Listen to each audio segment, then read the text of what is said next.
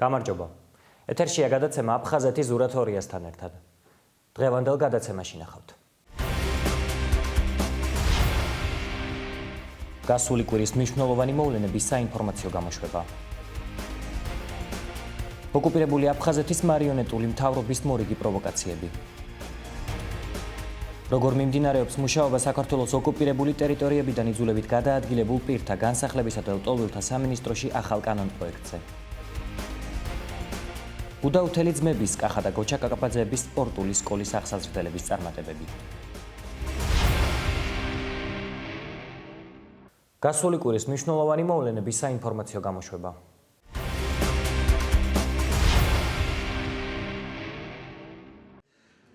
საქართველოს პარლამენტში საკონსტიტუციო კომისიის ადმინისტრაციულ-ტერიტორიული მოწყობისა და ადგილობრივი თვითმმართველობის საკითხთა სამუშაო ჯგუფის სხდომა გაიმართა. პარლამენტარებმა დახურულ კარს მიღმა ქვეყნის ტერიტორიული მოწყობის საკითხები განიხილეს. კანონმდებლების განმარტებით მეორე სხდომისთვის შესაძლებელი იქნება პირველადი პროექტის შემუშავება, რომელიც ასევე მუხლობრივად იქნება განხილული. სხდომაზე ოკუპირებული ტერიტორიებისთვის განსაკუთრებული სტატუსის მინიჭების თაობაზეც იმსჯელეს. კომისიის სხდომაზე სამუშაო ჯგუფის წევრების მხრიდან ხაზი გაესვა ქვეყნის ტერიტორიული მოწყობის საკითხის გადაწყვეტის მნიშვნელობას. სხდომის დასრულების შემდეგ ჟურნალისტებთან საუბარში შეხვედრის მონაწილეები განხილულ საკითხზე თავიანთ მოსაზრებებს გამოთქვამდნენ. ფრაქცია საქართველოს პატრიოტების წევრის ადამ არშანიას თქმით, ქვეყნის ტერიტორიული მოწყობის საკითხი ყველაზე რთული და საკვანძო საკითხია. უმრავლესობის წევრები კი საქართველოს ერთიანი სახელმწიფოს შემადგენლობაში აფხაზეთისა და ცხინვალის რეგიონისთვის განსაკუთრებული სტატუსის მინიჭების შესახებ საუბრობენ. სხდომაზე ინიციატივა კონსტიტუციონალისტმა ავთანდილ დემეტრაშვილმა დააყენა. ამ საკითხზე იყო არაერთგვაროვანი შეფასებები. სამუშაო ჯგუფში ძირითადი დისკუსია გამოიწვია ჩემმა წინადადებამ, რომ კონსტიტუციის მეორე მუხლში დაფიქსირდეს, რომ აფხაზეთს ცხინვალის რეგიონს აჭარას ჰქონდეს განსაკუთრებული სტატუსი. განსაკუთრებულ სტატუსში გულისხმობ იმას, რომ სხვა ტერიტორიული ერთეულებისაგან განსხვავებით ექნება მას უფრო მაღალი იურიდიული შესაძლებლობები. ლეგიტიმური ხელისუფლების ხელმძღვანელები იზიარებენ ამ მოსაზრებას, უბრალოდ ამბობენ, რომ შეიძლება რაღაც ტექნიკურად ცოტა უფრო სრულყოფილი გახდეს კონსტიტუციის ჩანაწერი. დღევანდელი ჯგუფის შეხვედრაზე იხილება ორი მთავარი მიმართულება. ერთი ეს არის ქვეყნის მთლიანი ტერიტორიული მოწყობის საკითხი, მათ შორის აფხაზეთთან ურთიერთობის საკითხი და რა თქმა უნდა ამ მიმართულებით ნებისმიერი ცვლილება უნდა იყოს მთლიანი ქვეყნის დეოკუპაციისა და სუვერენიტეტის მთლიანად აღდგენის პოლიტიკის შემადგენელი ნაწილი. კონკრეტიკისკენ არ ვიხრები და კონკრეტიკაზე ვისაუბროთ ამ ეტაპზე, თუმცა ესეთი ფორმულირება უნდა ჩამოყალიბდეს, რომელიც საქმეს წაადგება და არ იქნება მხოლოდ რიტორიკული რასაკვირველია. კომისიის სხდომას აფხაზეთის ავტონომიური რესპუბლიკის მთავრობის თავმჯდომარის მოვალეობის შემსრულებელი ვახტანგ ყოლბაია, აფხაზეთის ავტონომიური რესპუბლიკის უმაღლესი საბჭოს თავმჯდომარე გია გვაზავა და ავტონომიური რესპუბლიკის მთავრობის სხვა წევრებიც ესწრებოდნენ. აჭარისა და აფხაზეთის ავტონომიური რესპუბლიკების ხელისუფლების წარმომადგენლები დადებითად აფასებენ კომისიის სხდომაზე ქვეყნის ტერიტორიულ მოწყობასთან დაკავშირებით გახმაურებულ ინიციატივებს. 23 წელია ჩვენ ველოდებით ტერიტორიული მთლიანობის პრობლემის მოგვარება. სამწუხაროდ საკითხი ვერ მოგვარდა. თვლით რომ სტატუსთან დაკავშირებითაც მთლიანობაში უფლება მოსლიებასთანაც აფხაზეთის ავტონომიური რესპუბლიკისა შეიძლება ბევრი რამე ისე ითქვას, რომელიც წინ წარადგება კონფლიქტის მოგვარების პროცესში. ჩვენს რეგიონს გვაქვს რიგი საკითხები, შენიშვნები, წინადადებები, დღეს განვიხილავთ ამ წინადადებებს, ვფიქრობ ძალიან საინტერესო იქნება, საინტერესო ჩვენი რეგიონის განვითარების, ჩვენი ქვეყნის აკეთილდღეოდ, ამიტომ უნდა ვაცნობთ მოვლენებს ცოტა მოგვიანებით დეტალებზე უკვე ვისაუბროთ. აფხაზეთის ავტონომიური რესპუბლიკის უმაღლესი საბჭოს თავმჯდომარე გია გვაზავა საქართველოს საკანონმდებლო ორგანოში ამ საკითხზე მსჯელობას მნიშვნელოვანს და აუცილებელს უწოდებს. ოკუპირებული ტერიტორიებისთვის კი ფართო უფლებების მინიჭებაზე საუბრის დაწყებას სერიოზულ ქსავნილად მიიჩნევს აფხაზებისა და ოსებისთვის. ძალიან კარგი შეხვედრა იყო, მე მადლობა მინდა უთხრა საქართველოს პარლამენტს, მის თავმჯდომარეს, სპიკერს ამ შეხვედრაზე, რომ ძალიან როგორც იტყვიან სამუშაო გარემო იყო. საკითხი ძალიან რთულია თვითონ ეს საკითხი. ამიტომ რაღაც გარკვეულ ესე იგი შედეგამდე ჯერ რა თქმა უნდა შორს არის ლაპარაკი. ნუ იყო მცდელობა იმისა, რომ აი გაგვეგზავნა თუნდაც სიგნალი, იმიტომ რომ უფრო მეც გთავაზობთ, მაგრამ ჩვენ მეორე მხარემ კიდე ესეც უთხარით, რომ კი ბატონო, შევთავაზოთ. სხვანაირად არ გაგვაგვივა ახლა ეს თვითონ ობიექტური რეალობაა. მაგრამ სანამ ჩვენ ამ როგორც იტყვიან გავაგზავნით გზავნილს, ჯობია რაღაცა დავდოთ მასალა. მოვიფიქროთ ერთად და მერე გავუგზავნოთ. აი ამაზე იყო უფრო ჭობა. იქ იყო მუხლებთან დაკავშირებით ტერმინოლოგიასთან. საზოგადოებამ მთლიანად საქართველოს არა მარტო თქვა საქართველოს პარლამენტმა თუ აფხაზეთის პარლამენტმა მთლიანად ეს უნდა გავიაზროთ, ერთად უნდა გავიაროთ, მაგრამ ის რომ რაღაცა იმაზე მეტი რაც იყო, მიუხედავად იმისა, რომ თვლი რომ ძალიან დიდი უფლებები ჰქონდა ჩვენ ავტონომიებს, არარსებული, ბევრ ევროპულ ავტონომიებს არ აქვს ესეთი, მაინც რაღაცა უნდა მოინახოს, რომ როგორც იტყვიან, გამოვნახოთ საერთო ენა. გასვლის უფლება არ უნდა ჰქონდეს ჩვენ რეგიონზე. დანარჩენი ძალიან ბევრი საკითხი, რომელიც ერთმანეთის გარეშე არ მომზადდება. გზავნილი პრაქტიკულად არის. ჩვენ მზად ვართ ვილაპარაკოთ ძალიან ფართო უფლებების მინიჭებაზე.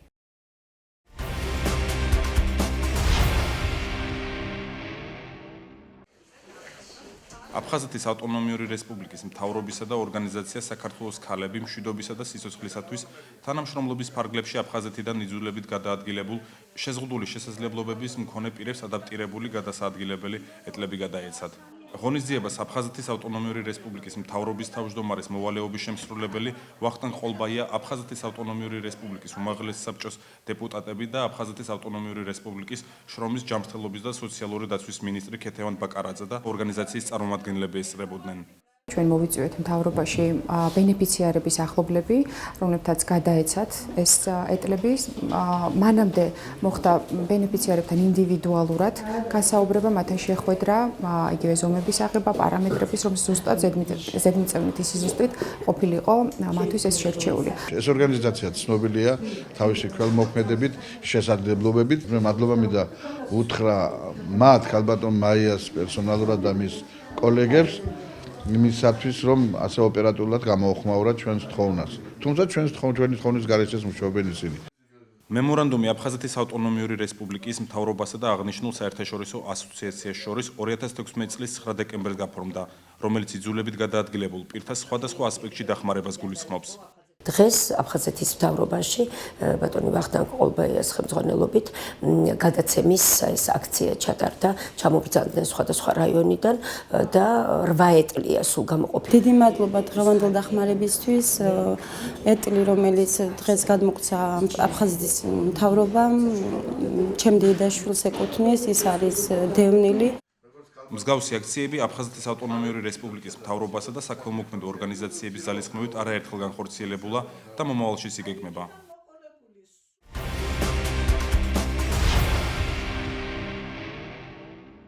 რა ახალ კანონზე მუშაობს საქართველოს ოკუპირებული ტერიტორიებიდან იძულებით გადაადგილებულ პირთა განსახლებისა და ლტოლვილთა სამინისტრო, გაუქმდება თუ არა დევნილთა შემწეობის თანხები.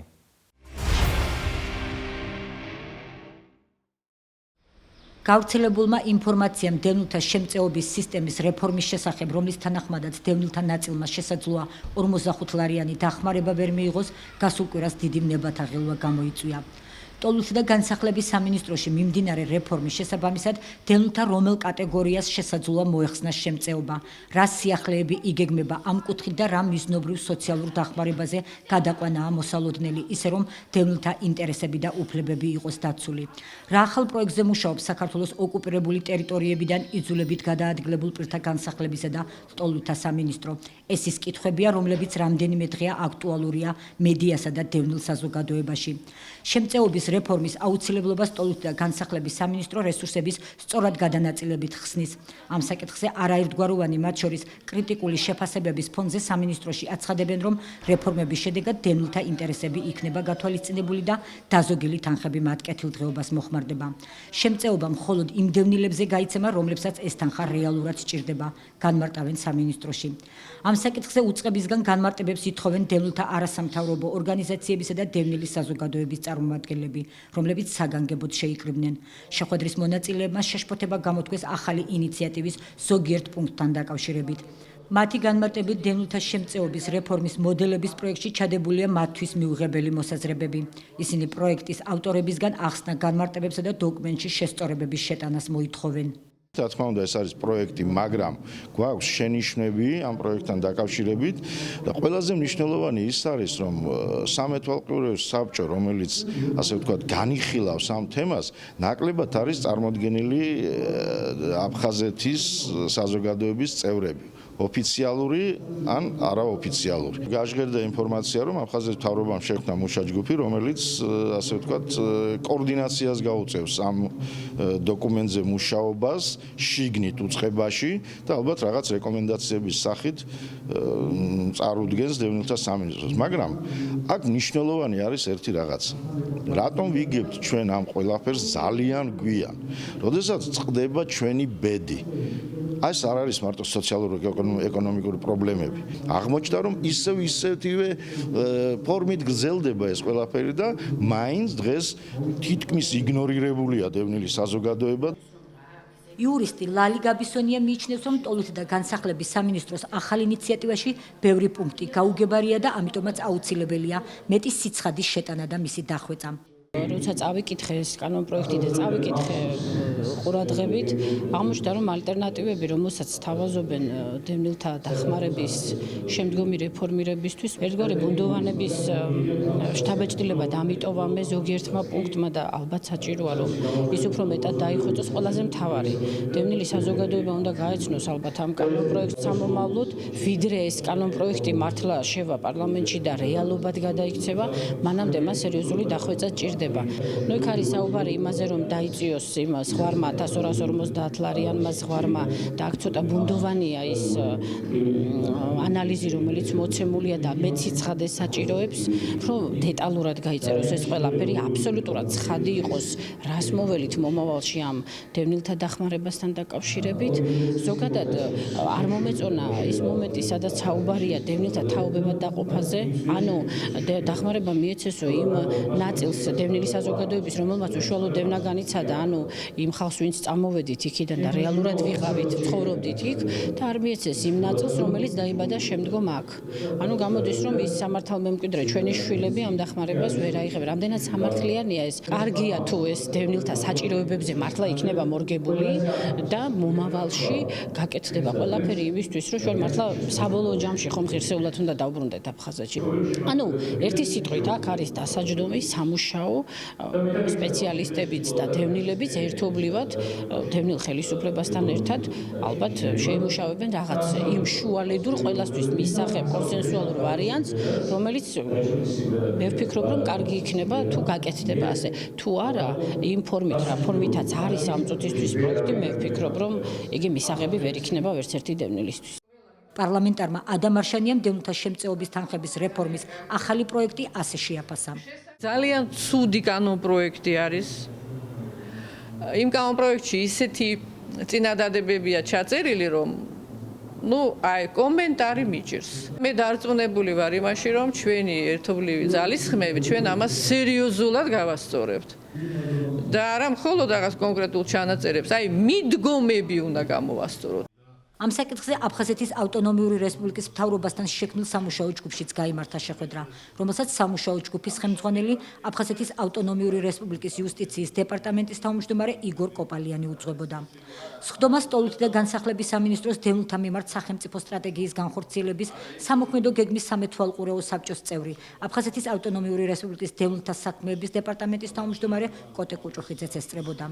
როგორც სამუშაო ჯგუფის წევრები აცხადებენ დევნილთა საკითხებთან მიმართებაში რეფორმას არ ეწინააღმდეგებიან, მაგრამ ეს უნდა იყოს უმტკივნეულო დევნილებისთვის და არა ნაჩქარევი გადაწყვეტილება. ჩემთან არის უამრავი ზარი, ჩემთან მოდის უამრავი დევნილი და ჩვენი პირველი მოვალეობაა, რომ ისინი საქმის კურსში ჩავაყენოთ, ამიტომ არ მიმაჩნია სწორად, რომ ვიღაცა ცდილობს, რომ ეს ინფორმაცია არ იყოს გავრცელებული. პირიქით, მე მგონი, თუ ვაკეთებთ ისეთ ნაბიჯებს, რომელიც ესე იგი როგორც აი ამ დოკუმენტში, უпростоრად პროექტში და არა დოკუმენტში არის მითითებული, მიმაჩნია, რომ საზოგადოება უნდა იყოს ინფორმირებული, მივიღოთ ინფორმაცია საზოგადოებიდან და შემდეგ გონივრულ ვადაში ვიმჟელოთ ამ ინფორმაციაზე და მივიღოთ ესეთი გადაწყვეტილება, რომელიც არ იქნება მტკივნეული დევნილი საზოგადოებისთვის. ჩვენთან აფხაზეთის მთავრობაში შექმნილია მუშა ჯგუფი. ეს როგორც მე მოვახსენე თავმჯდომარეს, მან ოპერატიულად მიიღო გადაწყვეტილება და შექმნა ეს მუშა ჯგუფი. ეს მუშა ჯგუფი მუშაობს. კვირის ბოლომდე იქნება ჩვენი წინადადებები მომზადებული. კვირის ბოლომდე უმაღლესი საბჭო მუშაობს აფხაზეთის აი ამ საკითხებზე და ესე იგი მე იმედი მაქვს რომ 1 თებერვალამდე როგორც ბრძანებაშია მითითებული თავმჯდომარეს ჩვენ უკვე შეთანხმებულ წინადადებას აფხაზეთის ხელისუფლების დავდებთ ჩვენ მივასწრებთ ამ წინადადებას სამეთვალყურეო საბჭოს თვალთა და განსახლების სამინისტროს ხელმძღვანელობას პარლამენტში მივასწრებთ შესაბამის კომისიებს ასევე მივასწრებთ სამთავრობო სტრუქტურებს და იმედი გვაქვს რომ ამას გაიზიარებენ პირადად ჩემი დამოკიდებულება ამ საკითხისადმი არის ასეთი რომ რა თქმა უნდა რეფორმა გასატარებელია მაგრამ არა ასეთ მოკლე ვადებში და არა ასეთი სიჩქარით საჭიროა გონივრული ვადა რათა შევხვდეთ იმ მისაღებ ალტერნატივაზე რომელიც არ იქნება მტკივნეული დევნილებისათვის და საერთოდ საზოგადოებისათვის მე ეს ჩემი წინადადებები სამეთვალყურეო საბჭოს მივაწოდე შემატყობინეს რომ ესე იგი გადაეგზავნა სამეთვალყურეო საბჭოში მოწვეულ ყველა ორგანიზაციას მაინტერესებს მაგათი რეაგირება კიდევ ამ საკითხზე. ამ იდეებში არის რაღაცა, რომელიღაც იდეებში, სადაც დავუშვათ, რომ ესე იგი მე პირადად როგორც მთავრობის წევრი თუღებულობ ნორმალურ ხებას, მე რა თქმა უნდა 45 ლარი დიდი ხანია მომიხსნეს, მაგრამ მე ვიზახე რომ მე თუღებულობ, მე არ უნდა მივიღო, მაგრამ მე უნდა ვიცოდე რომ ის ჩემი 45 ლარი იმასთან ვისაც ძალიან უჭირს, აი ის მიიღებს იმ 45 ლარს. ანუ შეიძლება გაკეთდეს რაღაც გრადაცია, მაგრამ ამას რა ჭირდება? ამას ჭირდება რომ სოციალურმა სამსახურმა შეისწავლოს ყველა დევნილის მდგომარეობა. დღეს სახელმწიფო ამისათვის მზად არ არის. თუ იქნება ასე რომ ესე იგი ფორმულა რომელიც ყველასთვის მისაღებია სტატუსიდან გადავდივარ საჭიროებაზე, მაშინ ეს საჭიროება ჯერ უნდა შევისწავლოთ და შემდეგ გადავწყვიტოთ რა მეთოდი იქნება ჩვენთვის მისაღები. ჩემთვის მაგალითად როგორც სამი შვილის მამისათვის და 5 შვილიშვილის ბაბუასავი და არ არის მისაღების რომ თაობებზე არ უნდა გადადიოდეს დევნილის სტატუსი. იმიტომ რომ ღმერთმა უხდას რომ ჩემ შვილიშვილს თუ ეკნა მიმირჩენია რომ უფრო ადრე მოხდეს ეს ამბავი აფხაზეთში დასაბრუნებელი ის უნდა ფლობდეს დევნილის სტატუსს. დღეს ის ფლობს ამ სტატუსს, მაგრამ როდესაც იქნება ერთი 10 წლის შემდეგ ღმერთმა უხდას დავუშვათ კიდევ ერთხელ ვიმეორებ რეგისტრაცია მას უნდა ქონდეს мотивация იმისა რომ ის მივიდეს იმ აღრიცხვაზე და ის დევნილის საბუთი აიღოს.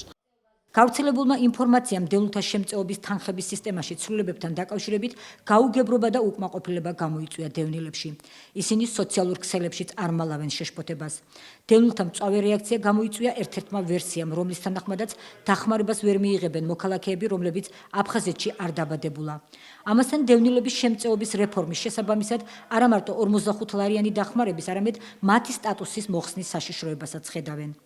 განმარტებებისთვის ჩვენ მივმართეთ სოზარ სუბარის უწყებას. სამინისტროში ამ ინფორმაციას უარყოფენ, თუმცა ადასტურებენ, რომ მუშაობენ პროექტზე დევნილთა შემწეობის რეფორმების მოდელებზე. როგორც მინისტრის მოადგილე გრიგოლ გიორგაძე ამბობს, ამ ეტაპზე არ იგეგმება ყოველთვიური 45 ლარიანი შემწეობის მოხსნა, თუმცა განიხილება სხვადასხვა წინადადებები. საკითხის ესე დაასმა, რომ დევნილის შემწეობა მოიხსნება, ეს არის არასწორი ინფორმაცია აბსოლუტურად. ამ სამინისტროში და ზოგადად ხელისუფლების მიმართ წლებია უკვე არასამთავრობო და საერთაშორისო ორგანიზაციების მხრიდან არის წინადადებები მოწოდება, რომ მოხდეს რეფორმირება და გადასვლა მოხდეს საჭიროებებზე. ანუ საჭიროებებზე მორგებული პროგრამები განახორციელოს სახელმწიფომ უფრო ეფექტურად ხარჯვის მიზნით. ჩვენ მუშაობთ ისეთ მოდელზე, როდესაც ადამიანები, ვინც საჭიროებენ შემწეობას, რა თქმა უნდა, შემწეობა მათ ექნება და რა თქმა უნდა, ყველა დაინტერესებულ პირთან მიმდინარეობს კონსულტაცია. ჯერ არ არსებობს რაიმე კონკრეტული გადაწყვეტილება, მაგრამ ეს გადაწყვეტილება, რა თქმა უნდა, იქნება ფართო დისკუსიის და მაქსიმალური ჩართულობის შედეგად მიღებული. იმ ადამიანებს, რომლისთვისაც შეიძლება 45 ლარი არ წარმოადგენდეს რაიმე გადაწყვეტ მნიშვნელობას, ამ თანხების, ანუ საბიუჯეტო თანხების ეფექტურად ხარჯვისათვის აკუმულირებული თანხები ყველა თეთრი აბსოლუტურად მიიმართება როგორც გრძელვადიანი განსახლებისთვის, ანუ ბინების მშენებლობისთვის, ასევე სხვა პროგრამებისთვის, რომელიც საარსებო წყაროების გაჩენას შეუწყობს ხელს. ინფორმაციას დევნილთა დახმარების სისტემის შესაძლო რეფორმირების შესახებ აფხაზეთის ავტონომიური რესპუბლიკის უმაღლესი საბჭოც გამოეხმაურა. უმაღლესი საბჭოს თავმჯდომარე გია გვაზავა თანამშრომლობისკენ მოუწოდებს დევნილთა და განსახლების სამინისტროს და განმარტავს, რომ მსგავსი დოკუმენტების შემუშავებისას პოლიტიკურ მხარეს უნდა მიექცეს ყურადღება. ეს ჩემთვის ცოტა გაუგებარია, რომ 93 წლის შემდგომ დაბადებულ დევნილებს დევნილის სტატუსი არ ექნება თურმე ჩვენ შვილებს და შვილიშვილებს. მაშინ ვინ დაბრუნდება ამ აფხაზეთში? ამიტომ ეს ძალიან პოლიტიკური ნაბიჯის შემცველი ინფორმაციაა. ეს არ არის მარტო ფისკალურ რაღაც მომენტებზე აგებული. აქ აუცილებელია პოლიტიკური გათვლა, რასთან გვაქვს საქმე. სრულ ინტეგრაციასთან, ესე იგი არ ბრუნდებით? რა ხდება?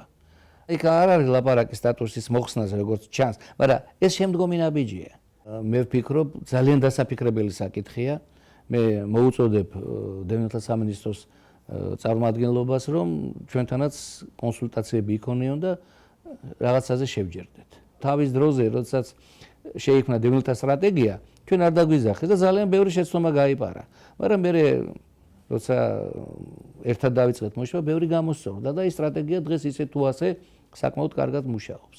ამიტომ ალბათ აუცილებელია ჩვენი სტრუქტურების დაძახება, ერთად მუშაობა. კი არის, თქვა წარმომადგენელი 1-2 კაცი, მაგრამ ეს ხო არის, მაინც ერთად უნდა გავიაროთ ყველაფერი. პოლიტიკური მხარე უნდა შეფასდეს. განმარტებები ტოლუსის და განსახლების მინისტრმა სპეციალურ ბრიფინგზე გააკეთა. როგორც სოზარ სუბარი ამბობს, 45-ლარიანი დახმარება შესაძლოა შეუწყდეს მაღალი შემოსავლის მქონე დევნილებს.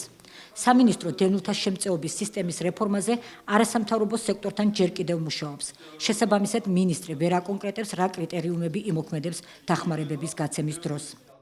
ეს არის ტყუილი დევნილის სტატუსს არავინ არ ეხება. ლაპარაკია მხოლოდ და მხოლოდ იმაზე, რომ დევნილთა დახმარების სისტემა უფრო მეტად იყოს ეფექტური და უფრო მეტად ორიენტირებული გაჭირვებულ, სოციალურად დაუცველ მძიმე მდგომარეობაში მყოფ დევნილებზე და არა ვთქვათ იმ ადამიანებზე, რომლებსაც ეს დახმარება არ სჭირდება. ამ თანხის დიდი ნაწილი არის არაეფექტური, იმიტომ რომ ადამიანებს ურიგებთ 45 ლარს, მიუხედავად იმისა, მას სჭირდება ეს, მის ოჯახს სჭირდება ეს თუ არ სჭირდება და ჩვენ ვაპირებთ დავეხმაროთ იმათ, ვისაც არ სჭირდება და ვიმეორებ, ეს არანაირად არ ეხება სტატუსს, თითოეული თეთრი, რომელიც ამ შემთხვევაში დაიზოგება, თითოეული თეთრი ვიმეორებ, ეს მოხმარდება ისევ და ისევ დევნილებს, მოხმარდება სოციალურად დაუცველი დევნილების ეკონომიკური მდგომარეობის გაუმჯობესებას და მათ სოციალურ დახმარებებს ხაზს უსვამს, მოხმარდება ამ დევნილებისთვის შემოსავლის წყაროების ზრდას და გაჩენას, ამაში იგულისხმება თქვა დასაქმების პროგრამები და ასე შემდეგ და რაც ყველაზე მთავარია, მოხმარდება მშენებლობებს და დევნილთა საყოფაცხოვრებო პირობების გაუმჯობესებას. კიდევ ერთი საკითხი არის თუ არა ეს ოფიციალურად გადაგზავნილი მთავრობასა და პარლამენტში, არა, იქ გადაგზავნილი არ ყოფილა, თუმცა მე ჩემი იდეების შესახებ მთავრობაზე მქონდა ლაპარაკი, გუშინ მქონდა შეხვედრა საპარლამენტო უმრავლესობის რამდენიმე ლიდერთან და წევრთან, ბევრნი არ იყვნენ და პრაქტიკულად მათი მხრიდან სრული მხარდაჭერა გვაქვს, რომ ეს რეფორმა უნდა გატარდეს. სოზარ სუბარმა განაცხადა ისიც, რომ დღის წესრიგიდან მოიხსნა 1250 ლარიანი ზღვარის დაწევა. დევნილთა თაობებად დაყოფა და განმარტა ის ფაქტი, რომ რეფორმა დევნილთა სტატუსს არ ეხება. მინისტრმა კომენტარი გააკეთა სხვადასხვა გავრცელებულ ვერსიებზე. 1250 ლარიანი ზღვარის გადახედვა არ იგეგმება, თუმცა იყო ამაზე ლაპარაკი, იყო შემოთავაზებული სხვადასხვა ვარიანტები 1000 ლარი, 700 ლარი, 400 ლარი, ან თქვათ თელ ოჯახზე რო იყოს საარსებო მინიმუმი დათვლილი, ეს რთული პროცესიც არის და შეიძლება ყოველთვის სამართლიანიც არ გამოვიდეს, ამიტომ ამაზე უარი ითქვა. შემოთავაზებული იყო ჯერ კიდევ 2003 წლიდან მოყოლებული ერთ-ერთ მოდელად საერთაშორისო ორგანიზაციების მხრიდან იყო ესეთი, რომ ყველა დევნილს მოეხსნას დახმარება და მთლიანად გადავიდეს სოციალურ დახმარების სისტემაზე. არა, ეს მოდელი ჩვენს მიერ არ არის გაზიარებული. კონკრეტულად რომელ მოდელზე ჯერ სანამ არ ჩამოვყალიბდებით, არ ვიტყვი, ამ კონკრეტულ 1250 ლარიანთან შეხებას არ ვაპირებთ, ეს დარჩება ზუსტად ისევე როგორც არის, სხვა მეთოდებზე ვმუშაობთ. ზოგადად რატო დადგა საკითხი განხილვაში დაბადებული სად არის ადამიანი? წარმოვიდგინოთ ადამიანი, რომელიც თქვათ აფხაზეთიდან წამოსული ახალგაზრდა ბიჭი ან ახალგაზრდა გოგო, რომელიც გათხოვდა თბილისში ან მოიყვანა ცოლი თბილისში, მისი შვილიც უკვე 23 წელი გავიდა და სრულწლოვანი, აი ისიც გათხოვდა ან ცოლი მოიყვანა სადღაც კახეთში, პრაქტიკულად გამოდის, რომ ერთი ბები ან ერთი ბაბუა არის დევნილი და მის მშობლებს აქვს სახლი, კარი, ვენახი, რა ვიცი, ბიზნესი ყველაფერი დღეს სახელმწიფო არის ვალდებული ისინი დააკმაყოფილოს ბინით და ისინი დააკმაყოფილოს თქვათ 45 ლარით. მე მგონი ესეც გარკვეულად ეჭვებს იწვევს, თუმცა აქ რამდენადაც ჯერჯერობით სამართლიანი ისეთი გადაწყვეტა ბოლომდე რომ სწორი იყოს ვერ მონახეთ, ამიტომაც ამ თემაზეც თავს ვიკავებთ რეფორმისგან. ისევ და ისევ, როცა ჩამოყალიბდებით გარკვეულ ფორმაზე, წარუდგენთ მთავრობას, წარუდგენთ პარლამენტს და მე ეს სჯელობა იქ გაგრძელდება. როგორც მინისტრმა პრესკონფერენციაზე განაცხადა, შემწეობის რეფორმირების საკითხზე მას საკანონმდებლო ორგანოშიც ჰქონდა შეხვედრები. უმრავლესობაში მიაჩნიათ, რომ რეფორმა აუცილებელია, თუმცა ამ ცვლილებებზე საუბარი ნაადრევია. ამაზე ძალიან ნაადრევია საუბარი, ყველა შემთხვევაში ჩვენ ვფიქრობთ რეფორმის ჩატარებას, რომლის ფარგლებშიც არც ერთი დევნილის ინტერესი არ დაზიანდება, პირიქით, ყველა გადაწყვეტილება და ყველა სიახლე წაადგება თითოეული მათგანის ინტერესებს. ტოლმუთ და განსახლების სამინისტროს მხრიდან მრავალგზის განმარტებების მიუხედავად არის კითხვები, რომელიც კვლავ პასუხგაუცემელია. როგორც უწყებაში აცხადებენ, სხვადასხვა მოდელი იხილება და ამ საკითხზე მუშა პროცესი მიმდინარეობს. 9000-მდე პირს ყოველთვიური დახმარება სწორედ მაღალი შემოსავლების გამო მოეხსნა. საინტერესოა მათ რიცხვს კიდევ რამდენი შეემატება. შეგახსენებთ, რომ დევნილ საზოგადოებას შემწეობის თანხების რეფორმის მოდელებზე სიახლეებს სისტემატურად მოვაწვდით.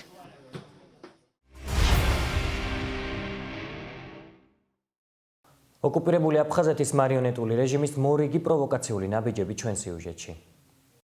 ოკუპირებული აფხაზეთის მარიონეტული რეჟიმი ეგრეთ წოდებული საზღვრის უკანონო გადაკვეთაზე სანქციებს ამკაცრებს. ამ საკითხზე დე-ფაქტო პარლამენტმა 18 იანვარს კანონპროექტი განიხილა, რომელიც ითვალისწინებს ადმინისტრაციული სასჯელის გამკაცრებას და ოკუპირებული აფხაზეთის ეგრეთ წოდებული საზღვრის გადაკვეთისას კანონდარღვევებზე ახალი სანქციების შემოტანას. ახალი კანონპროექტის თანახმად საოკუპაციო ზოლის ეგრეთ წოდებული უკანონო გადაკვეთისას მოქალაქეებს სოლიდურ ჯარიმებს უწესებენ. დოკუმენტის თანახმად რიგით მოქალაქეებს 4800-დან 6000 რუბლამდე, ხოლო თანამდებობის პირებს უფრო მეტი 6000-დან 7200-მდე რუბლის ოდენობით ჯარიმის გადახდა მოუწევთ. ამასთან ეგრეთ წოდებული კანონის დამრღვევს ყველა ნივთს ჩამოართმევენ. ერთი წლის განმავლობაში განმეორებითი ადმინისტრაციული კანონდარღვევის შემთხვევაში კანონდამრღვევ პირს ოკუპირებულ რეგიონში არსებული მინიმალური ხელფასის 100-120 ჯერადი ოდენობით ჯარიმა ეკისრება. თანამდებობის პირები კი მინიმალური ხელფასის 120-150 ჯერადი ოდენობის ჯარიმას გადაიხდიან.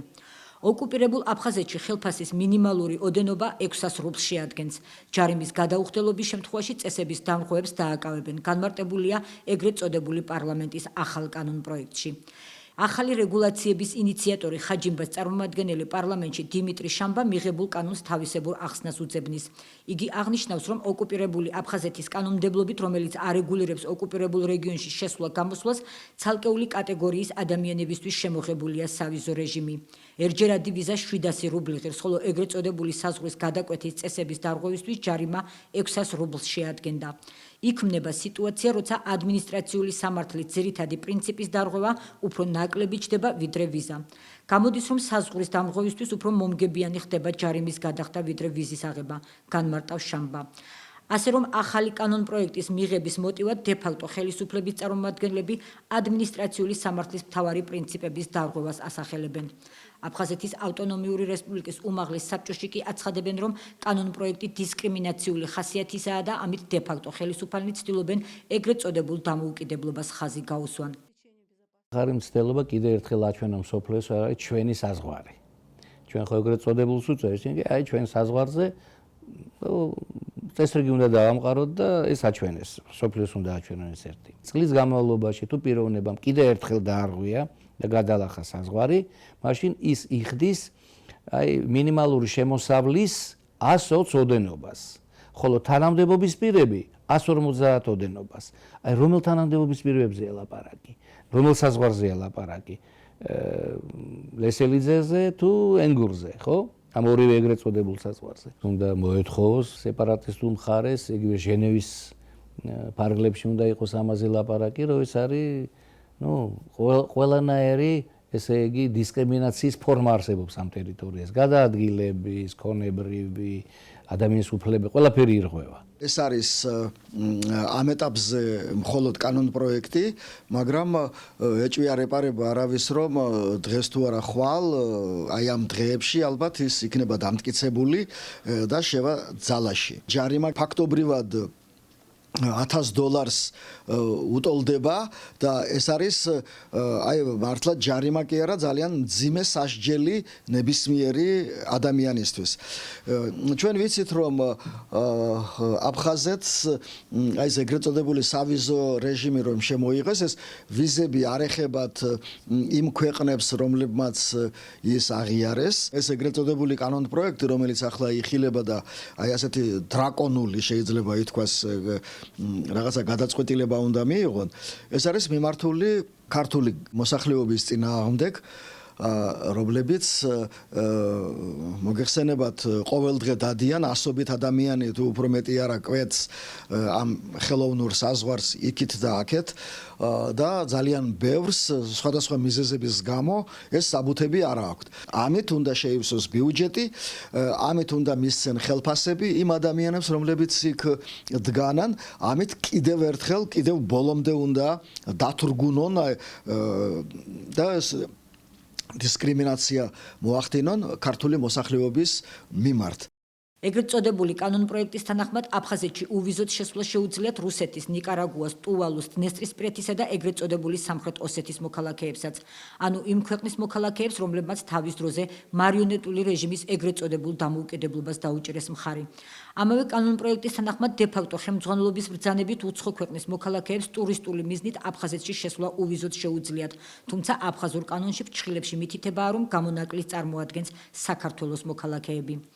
ექსპერტები ფიქრობენ, რომ ახალი რეგულაციები მოსკოვსა და სოხუმშორის მიღებული ეგრეთ წოდებული ხელშეკრულებების გაგრძელებაა და საქართველოს ხელისუფლებამ ამ დარღვევებზე საერთაშორისო ორგანიზაციებს უნდა ამცნოს. ვახტანგ მაისაია მსგავს გადაწყვეტილებებს რუსეთის სამხედრო გააქტიურებას უკავშირებს აფხაზეთში. ეგრეთ წოდებულ კანონპროექტს კი აპარტეიდულს უწოდებს. საერთაშორისო სამართლის მიხედვით ეს აბსოლუტურად სრული უკანონობაა და მას არავინ არც თქმულებრივია.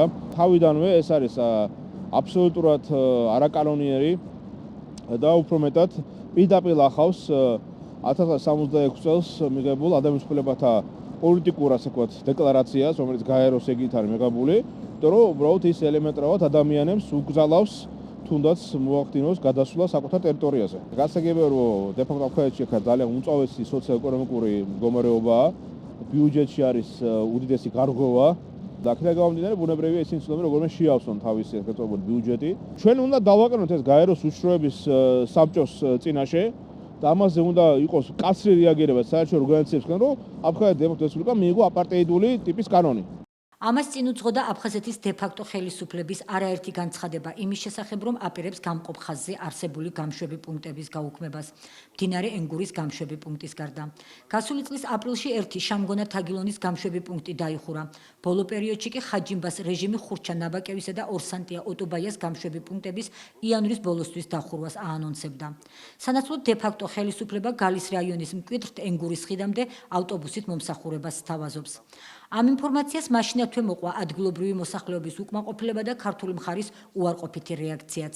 მოსახლეობის განმარტებით გამშვები პუნქტების გაუქმება კიდევ უფრო გადატვირთავს ისედაც გადატვირთულ ენგურის გამშვებ პუნქტს. ოფიციალური თბილისი კი აცხადებდა, რომ ეს არის კიდევ ერთი უკან გადადგმული ნაბიჯი ადგილობრივი მოსახლეობის უფლებების დაცვის კუთხით. ქართული მხარი გალის მოსახლეობის უფლებების რეგულარულ შეზღუდვაზე, როგორც აფხაზეთის დე-ფაქტო ხელისუფლებას, ისე რუსეთის ფედერაციის პასუხისმგებლობაზე საუბრობს. ამასთან საქართველოს ხელისუფლებამ არაერთხელ გააკეთა ამ თემაზე განცხადებები და მიმართა ჟენევის საერთაშორისო დისკუსიებში აფხაზურ მხარეს გადახედონ თავიანთ პოზიციებს და ნუ მიიღებენ ისეთ გადაწყვეტილებებს, რომლებიც კიდევ უფრო დაამძიმებს კონფლიქტით დაზარალებული მოსახლეობის უფლებრივ მდგომარეობას. სულ რამდენიმე დღის წინ კი გავრცელდა ინფორმაცია იმის შესახებ, რომ ოკუპირებული აფხაზეთის ეგრეთ წოდებულ საზღვარზე გამშვები პუნქტების დახურვას თავად აფხაზები ეწინააღმდეგებიან. შესაძლოა აფხაზეთის ეგრეთ წოდებულ საზღვარზე არსებული ორი გამშვები პუნქტის დახურვის შესახებ დე-ფაქტო მთავრობის დეკემბრის გადაწყვეტილება გაუქმდეს. ამის შესახებ ადგილობრივები საუბრობენ. ოკუპირებულ ტერიტორიაზე მაცხოვრებლების განცხადებით აფხაზი ეგრეთ წოდებული მესაზღვრეები აცხადებენ, რომ მათთვის მიუღებელია გამშვები პუნქტების გაუქმება, რომლებიც მათი ძირითადი საარსებო წყაროა. წყაროა. მათ მიერვე მოყვანილ ეგრეთ წოდებულ პრეზიდენტს უფლებას არ მისცემენ, რომ მათთვის მიუღებელი ქმედება განახორციელოს, აცხადებენ ისინი. ადგილობრივები ეგრეთ წოდებულ მესაზღვრეებზე დაყრდნობით ამბობენ, რომ ეგრეთ წოდებული გამშვები პუნქტების გაუქმების წინააღმდეგ მცირერიცხოვანი საპროტესტო აქცია გაიმართა. მათივე ცნობით ხალხის მოთხოვნა უკვე ცნობილია, დე-ფაქტო მთავრობისთვის აქედან გამომდინარე ვარაუდობდნენ, რომ იანვრის ბოლოს ეგრეთ წოდებული გამშვები პუნქტები აღარ დაიხურებოდა. პროტესტის მიუხედავად აფხაზური მხარი გამშვები პუნქტების დახურვაზე გალში ინციდენტებისა და მათზე რეაგირების მექანიზმის ფორმატით გამართულ შეხვედრაზე კვლავ საუბრობდა. ქართული მხარის პოზიცია კი უცვლელია.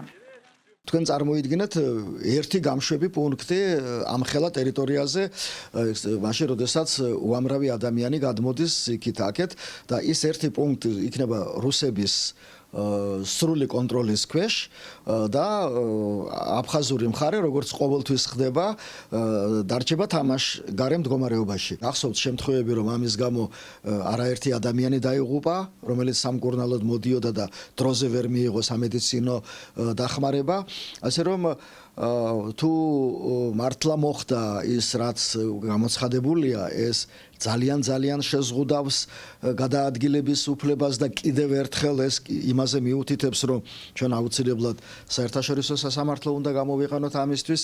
შეგახსენებთ, რომ 2016 წლის დეკემბრის ბოლოს დე-ფაქტო მთავრობამ მიიღო დადგენილება საქართველოს კონტროლირებად ტერიტორიასთან დამაკავშირებელი ორი ეგრეთ წოდებული გამშვები პუნქტის დახურვის შესახებ.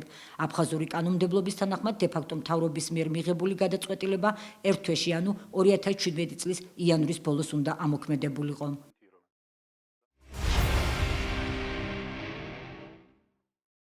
მოგითხრობთ გუდაუთელი ძმების გოჩა და კახა კაკაბაძეების მიერ დაარსებული კარატეს სკოლის, მისი აღსაზრდელებისა და მათი სპორტული წარმატებების შესახებ.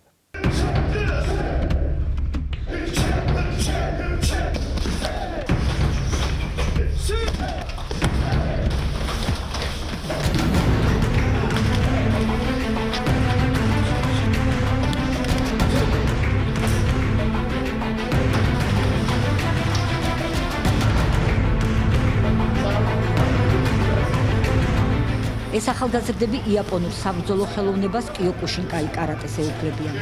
როგორც საქართველოს სეიბუკაი კიოკუშინ კარატეს ფედერაციის თავკაცები, გოჩა და კახა კაკაბაძეები ამბობენ, სპორტის ამ საბრძოლო ხელოვნების მიმართ ახალგაზრდებში ინტერესი დღით-დღით იზრდება, რაც მოზარდთა სულიერი და ფიზიკური გაჯანსაღებისთვის საუკეთესო გზაა.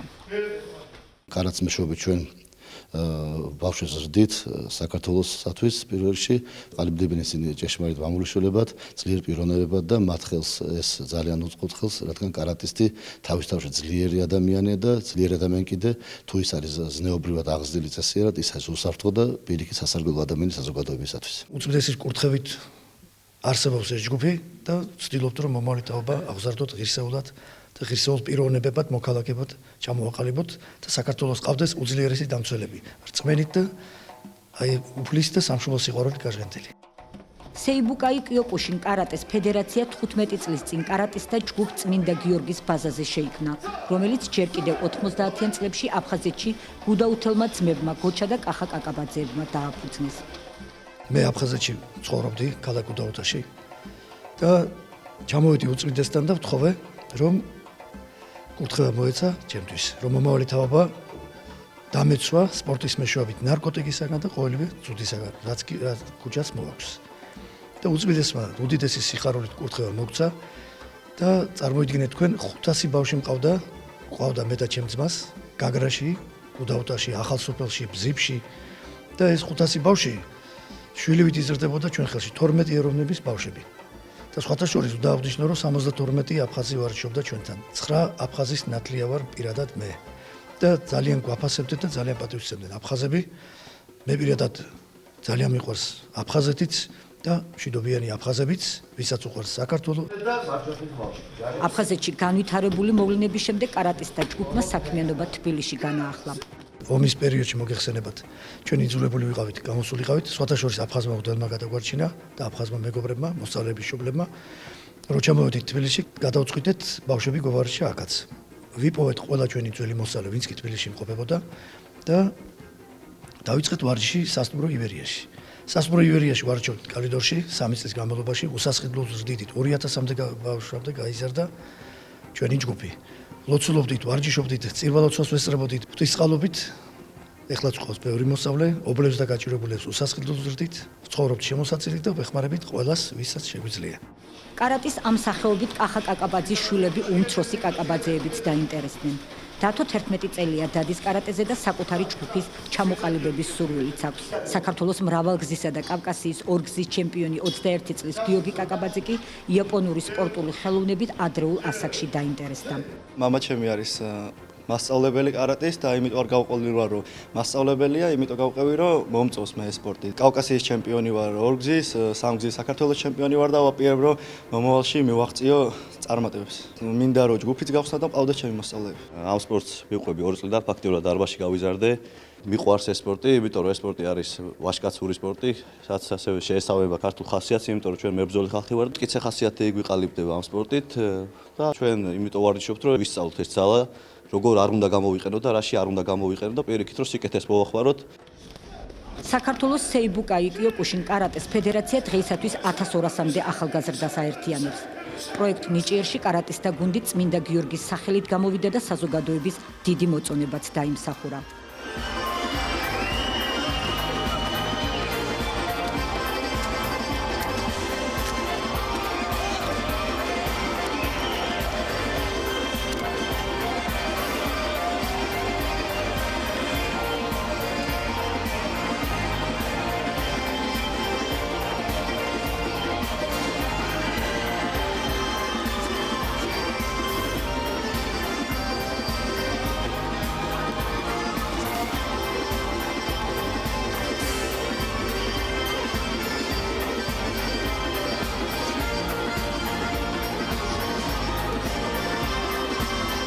ნიჭიერში ჩვენ მივაღწიეთ დიდ წარმატებას, ფინალში გადავედით და ფინალშიც ცოტა ხა დაგვაკვდა რომ გაგვემარჯვა, მაგრამ როგორც უფალმა იდება, ისე დამთავრდა ყოველივე, მაგრამ ვიცი რომ ამ ნიჭიერში ჩვენმა წარმატებულმა გამოსვლამ ბევრი ბავშვი მოაშორა ქუჩას და ჩააბა ამ სპორტში.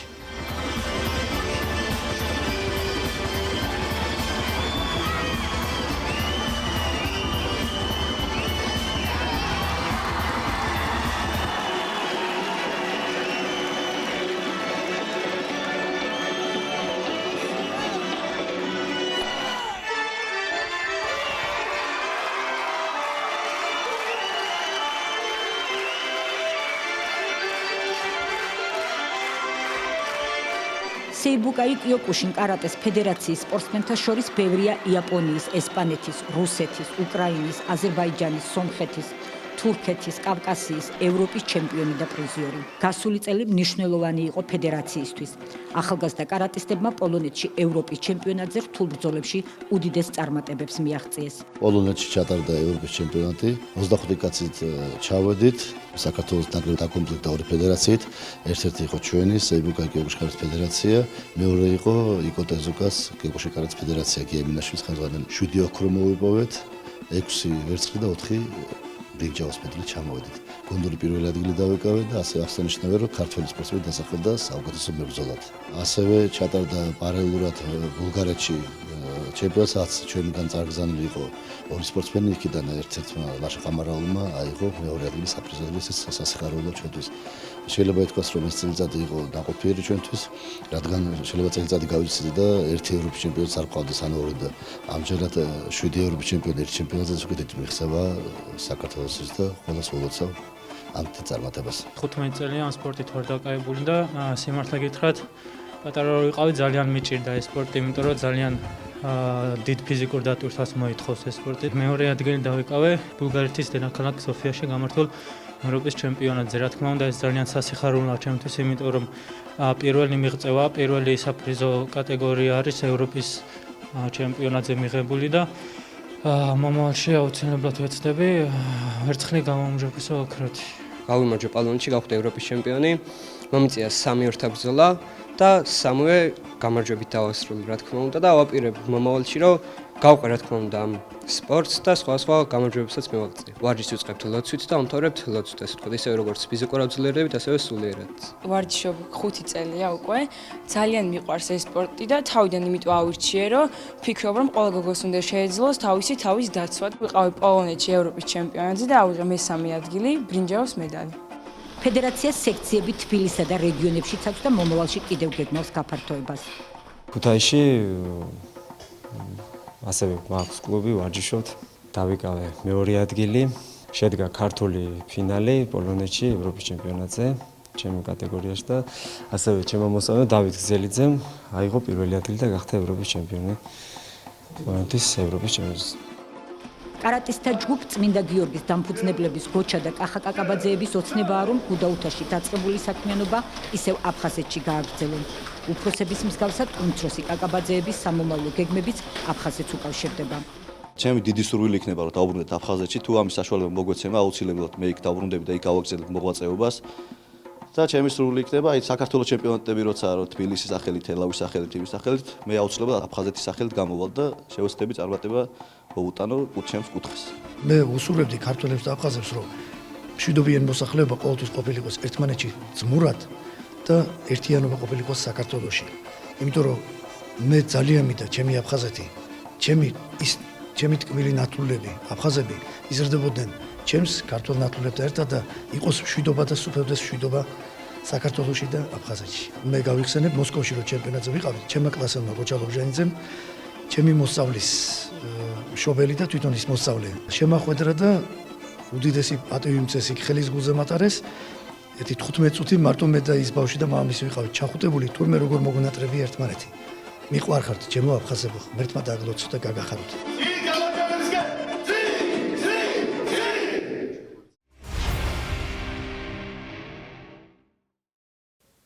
ჩვენ ერთი კვირით გემშვიდობებით. ხოლო სამშაბათს დილის 10 საათზე უყურეთ გადაცემა აფხაზეთს აფხაზურ ენაზე. ნახვამდის.